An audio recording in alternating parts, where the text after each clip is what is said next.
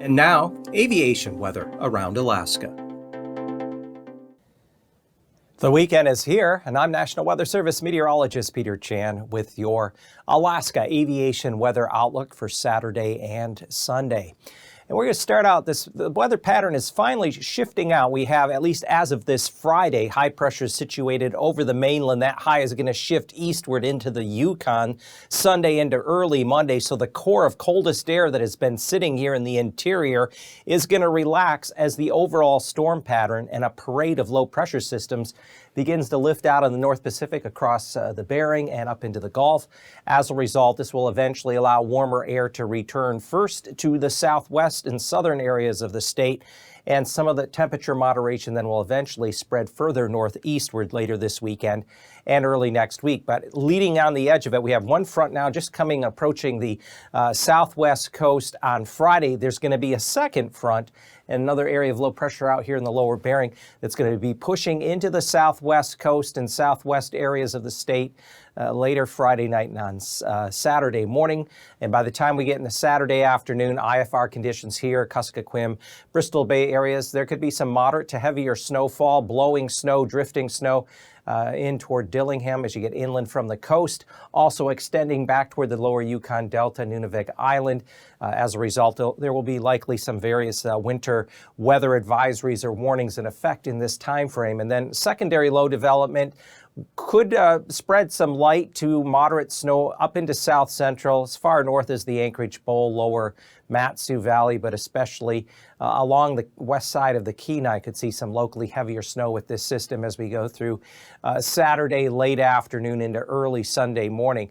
IFR conditions Saturday afternoon along the intercoastal mountains here, the inner channels, the Panhandle, also up along the north slope, Arctic coast, still some areas of light snow along with some blowing and drifting snow an issue there.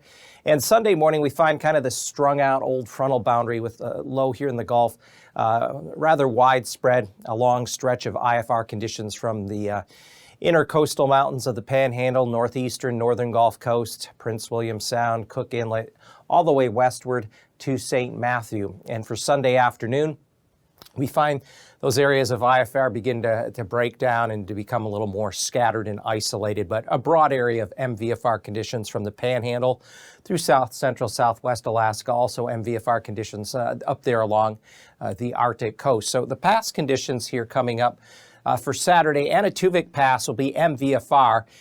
As you go south, you'll encounter VFR as you go toward the Yukon River. As you go north, IFR conditions across the north slope. Same thing, Adigan Pass, generally MVFR conditions Saturday, but further south you fly, VFR conditions, and the further north you fly into the north slope, you'll encounter IFR conditions Saturday.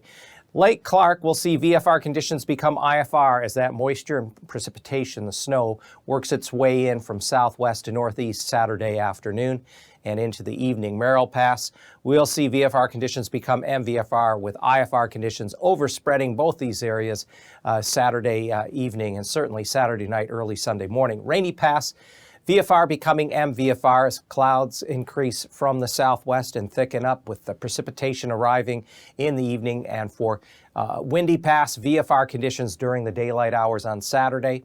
Isabel Pass through Mentasta Pass across the eastern Alaska range will see VFR conditions. And then down across the Copper River Basin, still chilly, cold air sitting in there. Tanita Pass, VFR on Saturday. Portage Pass starts out VFR, but should become MVFR later in the afternoon and certainly by evening, and then IFR for Saturday night as that moisture and precipitation works its way in from the southwest. And Chilkoot and White on Saturday, we'll see IFR conditions early, give way to a period of MVFR conditions, but anticipate that to come back down to IFR conditions Saturday night into Sunday. Looking at the freezing levels at the surface, they bump upward a little northward into the central Bering, south of St. Matthew, dropping down to the central Alaska Peninsula, then along the Kodiak Island coast, up into the Gulf, and then into the at least lower portion of the inner channels of the Panhandle.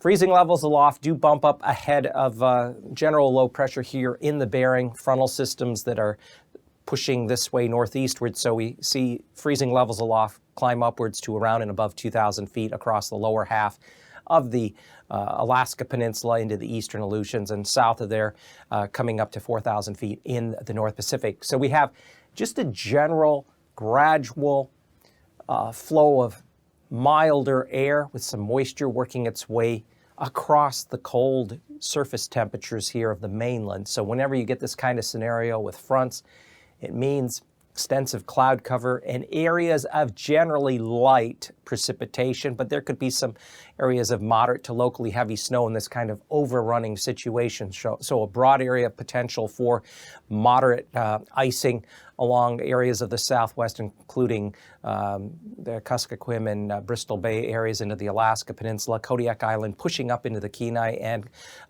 into the middle and lower portion of Cook Inlet by the time we get into Saturday afternoon and certainly Saturday evening as this whole area spreads gradually northeastward and then kind of pivots, but definitely will be spreading along the Gulf Coast. Upper level winds 30,000 feet. We have northwest winds upwards of 90 to 100 knots over the southeast mainland, northeastern Gulf Coast, northern Panhandle. Southwest winds from around Kodiak Island on the east side of the Alaska Peninsula there in the North Pacific, and another belt of winds south of the Aleutians. Not especially strong, I mean, not a big jet core over 100 knots, but as we look at 9,000 foot level winds or 700 millibars, southwest flow, we have these couple of frontal systems, couple of lows. So this is just indicating a broader southwesterly flow aloft, spreading that moisture and warmer temperatures into the state. It's a slow process. It takes a while to scour out the cold air that's resided over the mainland. And then on Saturday, as we take a look at winds at 3,000 feet, we do have a low circulation here in the central Bering.